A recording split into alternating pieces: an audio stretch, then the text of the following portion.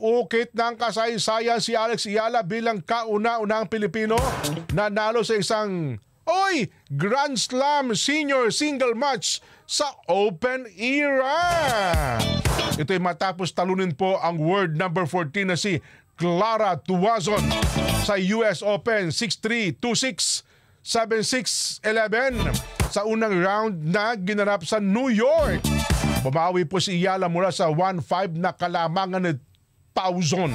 Tama ba? Tauzon sa third set at nanaig sa tie break 13-11.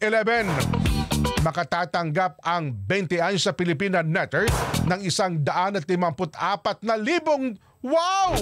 1,055 ano yun? Pakibaba mo nga ulit, Oliver.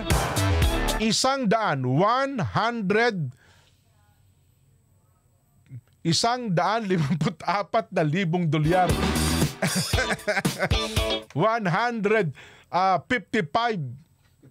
54,000 US dollar. Ang katapat niya sa Pilipino, pare ko, 8 milyon lang, pare ko. 8 milyon at 700,000 piso.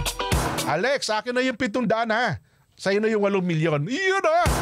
Susunod niyang makakaharap si Cristina Bucsa ng Spain o si Claire Liu ng USA sa ikalawang round.